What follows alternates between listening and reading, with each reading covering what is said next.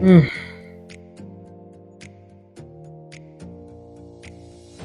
Okay, let me remove this one because Newcastle obviously did not win, so this is me removing this.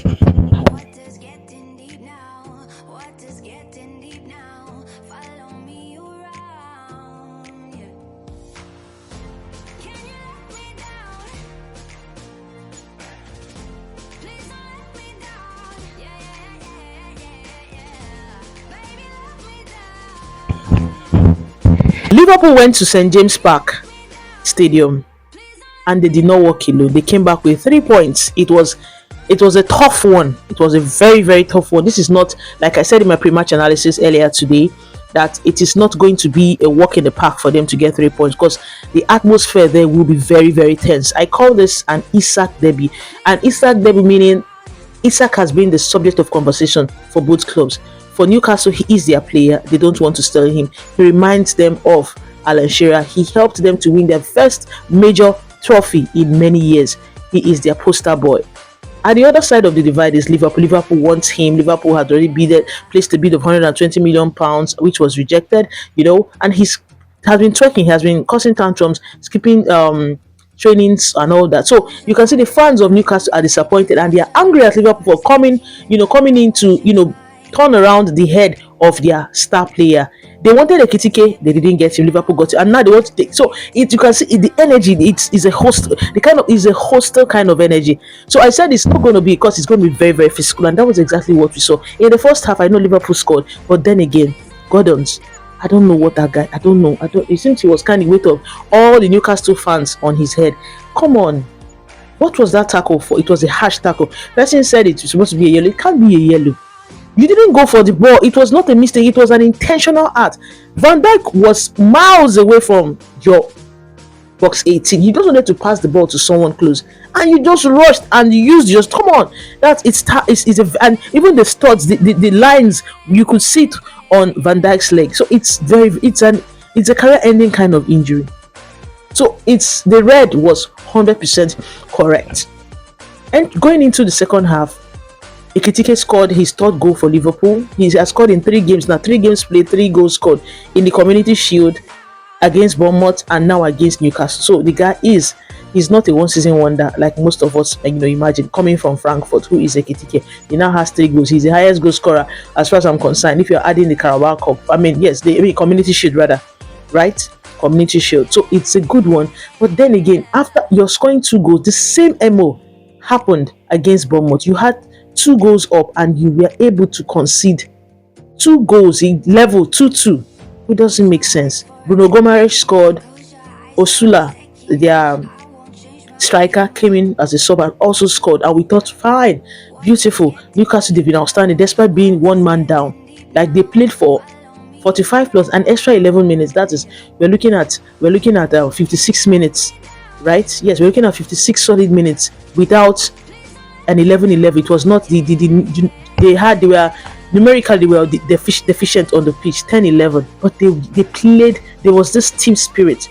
So I felt so, to an extent I felt so bad that they lost because Ngumoha came in as a sub, 16-year-old prodigy, beautiful winger, an attacking midfielder.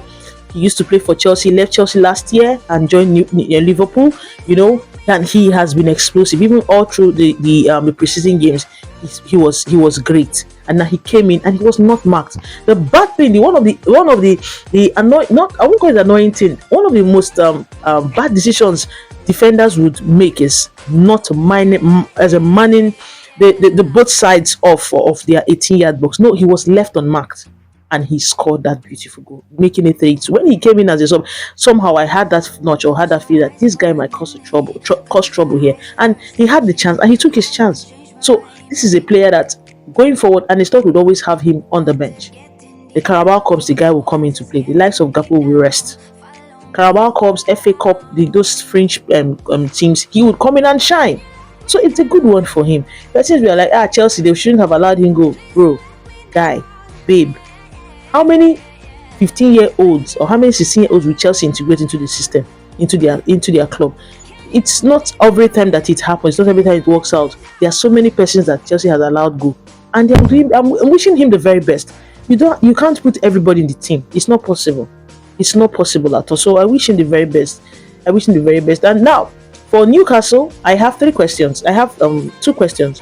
What happens because ISAK obviously his transfer business or his transfer to Liverpool is still pending. The owners of Newcastle said he's not going anywhere. We have 7 more days before the transfer market ends. Do you think he will be leaving?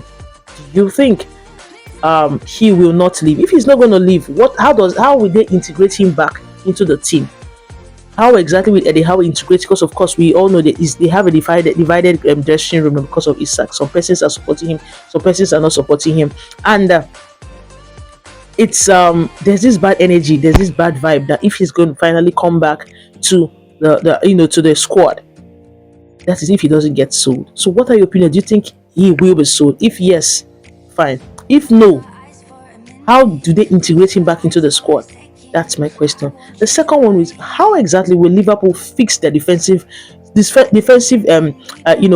are not aware, their lack of awareness in the defensive in their defense. It's porous. And this is game week 2. We have 36 more games to play. As defending champions, it's used to, as in you should be worried. As defending champions, you should be worried. Against Bournemouth, 2 goals up and you ended up conceding 2-2.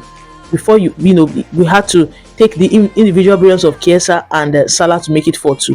Against Newcastle, you scored 2 goals and somehow you decided to go to bed and you considered 2 goals. If not for, what if there was no Ngumoha? What happens? What if he was not around? What if, despite everything, you didn't get those good things? Match should have just ended 2-2, and it's a very bad result for a defending champion. I know it's just the early stage of the season, but come on, those goals were avoidable. So, how exactly will Liverpool fix their defense line? I know they got in a new player, but then the player is he's just 19. So, what exactly will 19? You need an experienced player to come in and complement an experienced player to come in and complement the likes of Konate and Van Dijk. So, what is happening? Arsenal fans are not excited that Liverpool finally won. Some Chelsea fans are not excited. But then, I just wanted to watch a game of football. We have, this is game week 2 out of 38. So we have like 36 more games to play. A lot of moments happening in the world of sports, in the world of football. So congratulations, Liverpool. It was a hard fought win. I wouldn't say it's well deserved. But you guys did well to get the win, and that's what matters. It doesn't matter if you're keeping clean sheet, but I feel that clean sheet is something that they need to work on because it doesn't make sense. Thank you so much for those that have that tuned in to listen. Thank you very, very much. My name remains Ebere Oji, and this is Rahen Sports. It's on the screen.